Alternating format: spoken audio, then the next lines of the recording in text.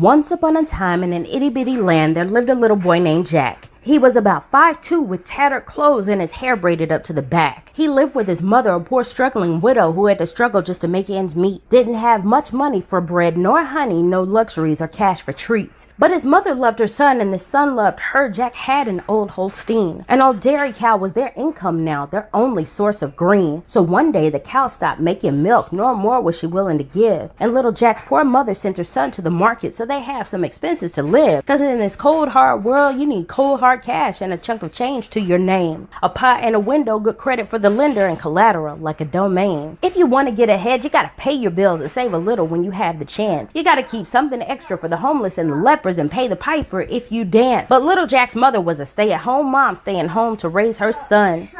No sisters, no brothers, just Jack and his mother. Her working days were done. Their income was fixed and their money funny. No cash can steal your joy. Mom stayed in the house and she couldn't work, so the onus fell on her boy. So one day the mom, all tattered and torn, raggedy and tired and so forlorn, said to her little man, "Hey, listen, Jack, I think I found out where the money's at. You need to go and sell that lazy cow.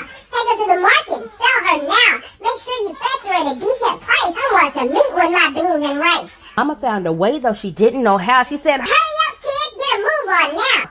So Jack set out to market to sell the cow, but nobody wanted to buy. So he dropped the price significantly because the price had been too high. "This selling game is not the biz. The workforce is too hard for kids. Mama sent me to market to find a way to sell this cow because we can't pay. The rent is due. The bills are behind. The checks have all bounced. I've got to grind." So he invested in something he had never seen, and he sold that old heifer for some magic beans, loaded up the truck, and he took it back to Beverly, a few beans in his pocket, and he said so cleverly, "Look here, Ma, come see what I've done. Now, aren't you real proud of your son?" And his mom looked at her foolish kid and she said to naive Jack, You made a poor decision. Sold the cow for some beans. Responsibility you lack."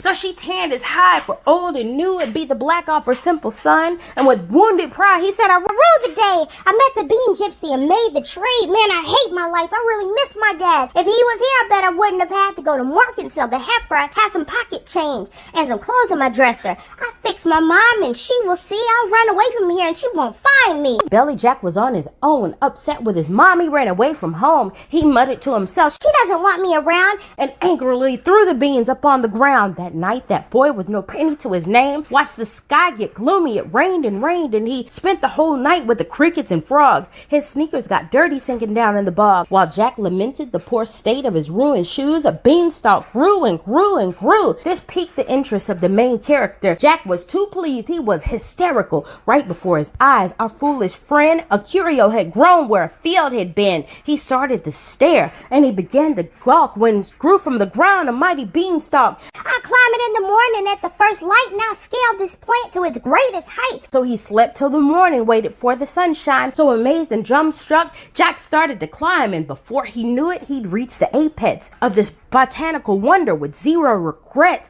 Handwork with footwork with hand, Jack soon arrived in an enchanted land, and he found himself suddenly feeling so small when he came upon a castle, a mansion tall. Jack hid in the house, empty and gigantic. He heard the occupant and he started to panic. The giant casted a shadow that eclipsed the moon. Jack had to break camp and get out of there soon, but there was no reprieve for the boy struck silent. He hid in the corner from the homecoming giant. The giant strutted in without a care, stopped dead in his tracks, and he sniffed the air. "Somebody's in my house. It's not foe or friend, no long-lost cousin or next to kin. Fee-fi-fo-fum, I smell an Englishman. I'll tear him limb from limb. I'll eat his liver." Jack's knees began to shake and his breath went a quiver. Why can't he make a sandwich or have pizza delivered? This giant scared the devil and caused flowers to wither.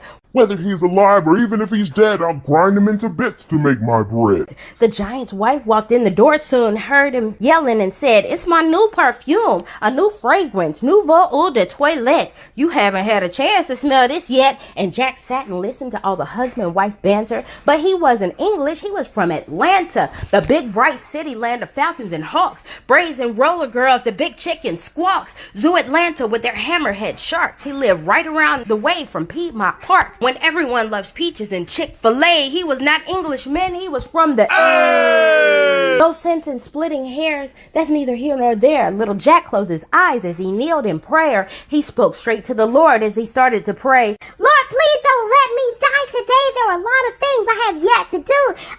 can't be made into little boy stew. To live to see tomorrow would be my wish. I simply can't be served as a side dish.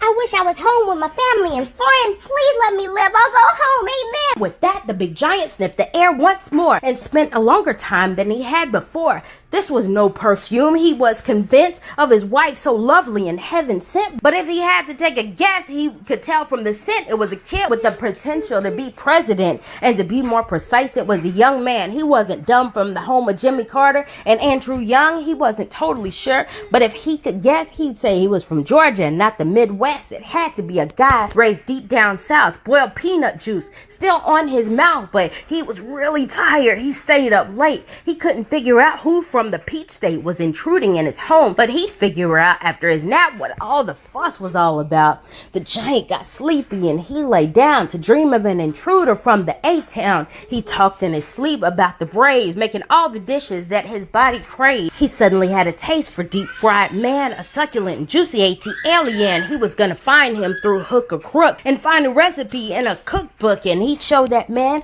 from Atlanta, GA, that giants eat well and that they don't play, and he wouldn't have a need for ADT. He'd make a meal out of him. Just wait and see. Out of the corner of his eye, as the story's told, Jack spotted a goose that laid eggs of gold, and right before his eyes, there on the shelf, was magic harp, a harp by itself. He didn't stick around to watch the giant sleep. Motivated by being poor and empty pockets deep, with sticky fingers, Jack reached and grabbed the goose, eggs, and harp and made a mad dash. His plundering and pillaging broke the giant's rest, so he put his tennis shoes to the ultimate test.